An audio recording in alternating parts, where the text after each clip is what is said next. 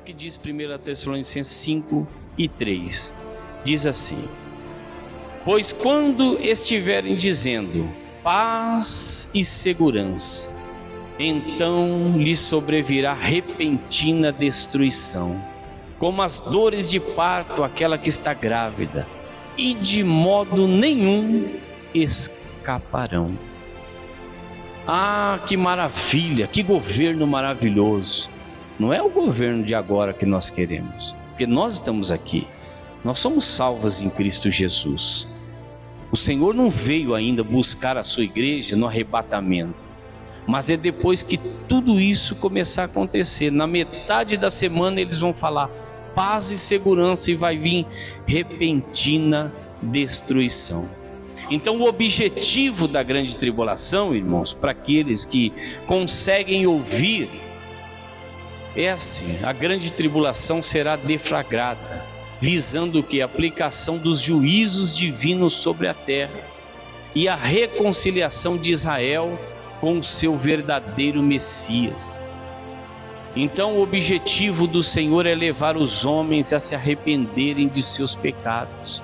Por isso que vai haver salvação durante a grande tribulação. Vai ter pessoas que vão sustentar, ainda que pela dor. Apocalipse 16:11 diz: e por causa das suas dores e por causa das suas chagas blasfemaram o Deus dos céus e não se arrependeram das suas obras. Em segundo lugar, destruir o império do anticristo é o objetivo da grande tribulação. Apocalipse 16:10 diz: o quinto anjo derramou a sua taça sobre o trono da besta, e o seu reino se fez tenebroso, e os homens mordiam de dor as suas línguas. Imagina como vai ser esse dia, irmãos. Quando fala um dia, está falando de um tempo. Os homens morderão a sua língua de dor. É Apocalipse 16:10 que diz, não sou eu. Não é um pensamento de alguém, é a palavra de Deus. Então a ira de Deus se derramou sobre o trono da besta, e o seu reino se tornou em escuridão e trevas.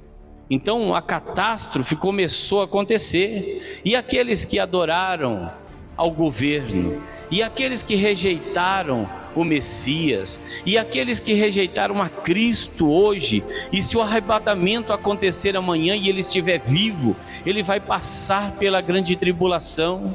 O que é pior, passar pela grande tribulação e tentar a salvação, ou morrer no pecado hoje e já está condenado e não passar pela grande tribulação? É aquele negócio, se ficar o bicho pega, se correr, é bem isso mesmo. Então o caminho é servir a Deus, o caminho é se moldar às palavras do Senhor, deixar se moldar. Terceiro objetivo, desestabilizar o atual sistema mundial. Daniel 2:34 diz: estava vendo isto, quando uma pedra foi cortada, sem auxílio de mãos, a qual feriu a estátua nos pés de ferro e de barro, e os esmiuçou. 35 diz: então foi juntamente esmiuçado o ferro, o barro, o bronze, a prata e o ouro, os quais se fizeram como pragana das eiras no estio, e o vento os levou, e não se podia achar nenhum vestígio deles. A pedra, porém, que feriu a estátua se tornou uma grande montanha e encheu toda a terra. Sabe que pedra é essa, irmãos? Que não foi cortada por mão humana? O próprio Cristo destronando o trono do anticristo, e fala que se tornou em uma grande montanha e encheu toda a terra. Cristo é a pedra lançada sem mãos e vai destruir os 4 impérios mundial. E o quarto objetivo da grande tribulação é implantar o reino de nosso Senhor Jesus Cristo. Daniel capítulo 2:44 diz assim: mas nos dias desses reis, o Deus do céu suscitará um reino que não será jamais destruído, nem passará a soberania deste reino a outro povo, mas esmiuçará e consumirá todos esses reinos e subsistirá para sempre. Esse é um dos objetivos da grande tribulação. Nós já estamos terminando, mas quem vai passar a grande tribulação? Tem dois grupos que vão passar pela grande tribulação. Primeiro, os judeus que não tiverem aceitado a Cristo como Senhor e Salvador. Esses vão passar pela grande tribulação. Jeremias 30, verso 1 a 7 diz: porque aquele dia é tão grande, que não houve outro semelhante. É tempo de angústia para Jacó, todavia há de ser livre dela. Apocalipse 12, 1 a 7 diz nessa passagem: Israel é tipificado pela mulher que é perseguida pelo dragão. Vai procurar refúgio no deserto, e o dragão, que é o próprio diabo, buscando sempre arruinar os planos de Deus. Ele sai para fazer guerra aos descendentes da mulher que se acham espalhados pelo mundo. O segundo grupo são os gentios. Apocalipse 7, 9. Depois dessas coisas olhei, e eis uma grande multidão que ninguém podia contar, de todas as nações, tribos, povos e línguas, que estavam em pé diante do trono, em presença do Cordeiro, trajando compridas vestes brancas e com palmas nas mãos. E um dos anciãos me perguntou: estes trajam as compridas vestes brancas, quem são eles e de onde vieram? Respondi-lhe: meu Senhor, tu sabes. Disse-me ele: estes são os que vêm da grande tribulação e lavaram as suas vestes e branquearam no sangue do Cordeiro. Então, irmãos, nesta passagem nós somos apresentados aos gentios que serão salvos diante da grande tribulação. Vai haver, porém, é indescritível. Você sabe que hoje o Espírito Santo ele tenta falar com você dizendo: se cuida, porque vai haver uma grande tribulação.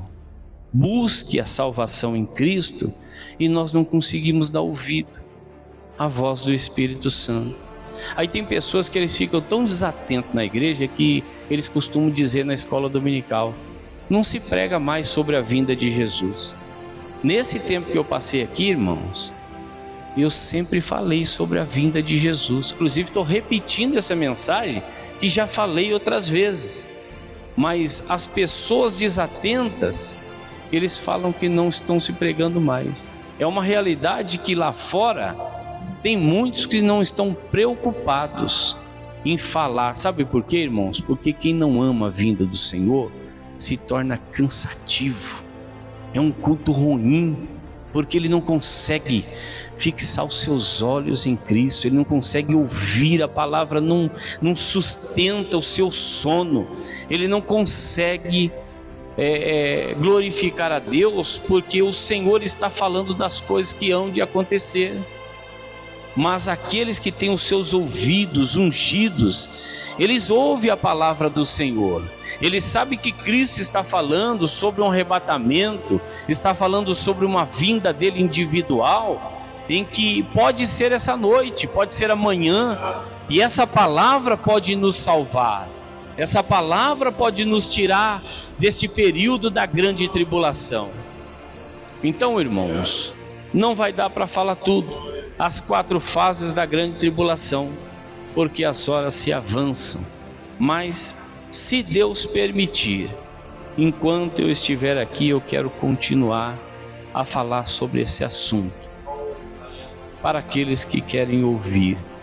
Essa é a minha preocupação, porque como Paulo, ele já velho, ele mencionou, quando ele já está acabando a sua carreira, ele diz que combateu o bom combate, acabou a carreira, mas ele guardou a fé.